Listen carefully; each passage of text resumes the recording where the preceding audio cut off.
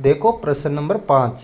क्या परिमाप 80 मीटर तथा क्षेत्रफल 400 मीटर स्क्वायर के एक पार्क को बनाना संभव है? यदि है तो उसकी लंबाई चौड़ाई ज्ञात कीजिए। तो देखो सबसे पहले जो है हम समीकरण बना लेते हैं, फिर जो है उस समीकरण का अस्तित्व चेक करेंगे। अगर अस्तित्व है तो ये जो पार्क बनाना संभव है, वरना नहीं है। ठीक है, तो देखो मैं सबसे पहले जो है इस पार्क की लंबाई मान लेता हूँ। यहाँ पर माना पार्क की जो लंबाई है वो मान लेता हूँ मैं x मीटर। तो मैंने लिख दी यहाँ पर x मीटर। और इस पार्क की जो चौड़ाई है वो मान लूँगा मैं y मीटर। तो मैं लिख दूँगा यहाँ पर पार्क की चौड़ाई, वो भी मैंने मान ली कितनी, y मीटर। तो ये उतार दिया यहाँ पर y मीटर। अब देखो आपको जो है पार्क का परिमाप दे रखा है। तो देखो पार्क का परिमाप वो कितना दे रखा है, 80 मीटर दे रखा है आपको। तो देखो पार्क का परिमाप बराबर 80 मीटर हो गया। अब देखो आयत का परिमाप क्या होता है, 2 कोष्टक लंबाई प्लस चौड़ाई। ये होता है आयत का परिमाप का सूत्र। तो लिख दिया मैंने 2 कोष्टक लंबाई प्लस चौड़ाई। यहाँ पर ये किसके बराबर होगा, 80 मीटर के बराबर ही होगा। तो ये उतार दिया मैंने 80 मीटर। अब देखो लंबाई और चौड़ाई उतार दो इसके अंदर। 2 कोष्टक लंबाई कितनी है, x मीटर है, तो x उतार दिया लंबाई की जगह, प्लस का चिन्ह, और चौड़ाई क्या है, y मीटर है, तो चौड़ाई की जगह उतार दो y। यहाँ पर कोष्टक बंद करो, बराबर आ जाएंगे यहाँ पर 80। ठीक है, अब देखो ये 2 जो है x प्लस वाई के गुणा में है, तो उधर जाके हो जाएगा भाग में, तो इधर बचेगा x प्लस वाई केवल। तो ये x प्लस वाई बच गया इधर, बराबर वो 2 जो गुणा में इधर आते भाग में हो जाएगा, तो 80/2। तो ये उतार दिया मैंने 2 नीचे। अब देखो 80 को 2 से काट देंगे। यहाँ पर 80 को 2 से काटेंगे तो 40 बार कट जाएगा ये।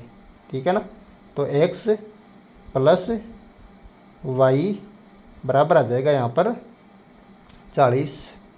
तो ये उतार दिया 40। ठीक है, अब देखो यहाँ से जो है मैं x का मान निकाल लूँगा। तो x बराबर, अब देखो ये प्लस वाई इधर प्लस का उधर जाते हो जाएगा माइनस का, तो 40 माइनस, ये y को इधर ले आया तो माइनस का हो गया ना, तो माइनस का y। तो x की जो वैल्यू आई वो आई 40 माइनस वाई। इसको दे दूंगा यहाँ पर समीकरण 1 नाम में। ठीक है, अब देखो यहाँ पर जो है पार्क का क्षेत्रफल आपको दे रखा है प्रश्न में 400 मीटर स्क्वायर। तो उतारो यहाँ पर पार्क का क्षेत्रफल बराबर आ जाएगा यहाँ पर 400 मीटर स्क्वायर। ठीक है, तो आयत का जो क्षेत्रफल का सूत्र होता है लंबाई गुणा चौड़ाई होता है। लंबाई यहाँ पर x और चौड़ाई क्या है, y। तो ये उतार दिया y, यानी कि लंबाई और चौड़ाई को गुणा कर दिया, x y आया बराबर।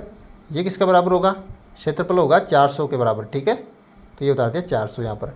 अब देखो ऊपर जो समीकरण 1 में x का मान है वो यहाँ पर रखो आप। समीकरण 1 से x का मान रखने पर, अब देखो x की जगह रख दूंगा मैं 40 माइनस वाई। समीकरण 1 से x का मान रख दिया यहाँ पर। ठीक है, 40 माइनस वाई, और क्वेश्चन बंद कर दूंगा, और गुणा में यहाँ पर y है तो y वापस उतार दो यहाँ से, कैसा बराबर 400 आ जाएगा। तो ये उतार दिया 400 यहाँ पर। अब देखो ये y जो बाहर है इसको कोष्टक के अंदर गुणा करो आप। 40 को y से गुणा किया तो आया 40y, और माइनस y को y से गुणा किया तो आ जाएगा यहाँ पर माइनस का y स्क्वायर, बराबर आ जाएगा यहाँ पर 400। ठीक है, अब क्या करूँगा मैं यहाँ पर, देखो 40y ऐसा कैसा वापस उतारूँ, 40y माइनस का y स्क्वायर। अब देखो वो 400 जो है बराबर के चिन्ह के उधर है, इसको इधर लाएंगे तो ये माइनस का हो जाएगा, तो माइनस का 400 बराबर आ जाएगा 0 यहाँ पर। अब देखो इस समीकरण के सभी पदों को मैं माइनस से गुणा करूँगा। तो यहाँ पर देखो ये माइनस का वाई स्क्वायर है, ये प्लस का हो जाएगा वाई स्क्वायर। ठीक है, ये 40y प्लस का था, माइनस का हो गया 40y, और यहाँ पर माइनस 400 प्लस का हो गया 400 बराबर 0। तो यहाँ पर सभी पदों को मैंने माइनस से गुणा कर दिया, तो ये समीकरण हमारे पास आया। ठीक है, अब देखो आगे जो है इसी समीकरण को वापस उतार रहा हूँ मैं यहाँ पर। अब देखो समीकरण को उतारो, क्या है समीकरण, वाई स्क्वायर माइनस का 40y प्लस का 400 बराबर आ गया यहाँ पर 0। ठीक है, अब देखो इस समीकरण की जो तुलना है मैं द्विघात समीकरण के व्यापक रूप ax square plus bx plus c बराबर 0 से कर दूंगा। ठीक है, तो यहाँ पर लिख दूंगा उपरोक्त समीकरण की तुलना ax square plus bx plus c बराबर 0 से करने पर। अब देखो यहाँ पर तुलना करो, देखे a का जो मान आएगा वो आएगा 1 यहाँ पर, तो a बराबर आ गया यहाँ पर 1, और b का जो मान आएगा वो आएगा यहाँ पर माइनस के 40, तो b बराबर आ गया माइनस का 40। ठीक है, और c का जो मान है अचर पद का मान वो आएगा 400, तो c बराबर आ गया यहाँ पर 400।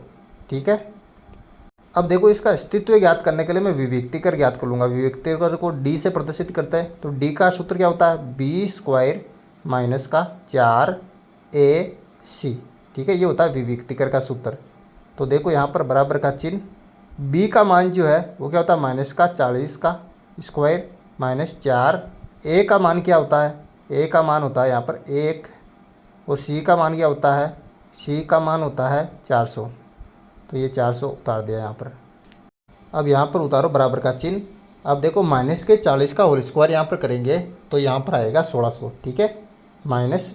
अब देखो 4 को 1 को और 400 को गुणा करेंगे तो आ जाएगा माइनस के 1600 यहाँ पर। अब घटाओ देंगे, 1600 में से 1600 यहाँ पर घटाएंगे तो यहाँ पर आ जाएंगे 0, तो ये उतार दिया 0। तो d का जो मान आया हमारे पास वो आया 0 यहाँ पर, तो d बराबर आ गया 0, तो ये उतार दिया d बराबर 0। तो देखो अगर d जो है 0 के बराबर आता है तो समीकरण का अस्तित्व होता है और 2 बराबर मूल हमें प्राप्त होते हैं, ठीक है। तो समीकरण का अस्तित्व है यहाँ पर, तो यानी कि हमें पारक बनाना जो है ये संभव है, ठीक है। अतः 2 बराबर मूल हमें प्राप्त होंगे। तो हम जो है इसको आगे ज्ञात करेंगे, यहाँ पर जो है द्विघात समीकरण से जो है हम जो लंबाई व चौड़ाई ज्ञात कर लेंगे यहाँ पर, ठीक है। तो देखो द्विघात समीकरण क्या होता है, यहाँ पर उतारूँगा मैं, x बराबर माइनस का b plus minus under root d बटावा 2a, ये होता है द्विघात समीकरण, ठीक है।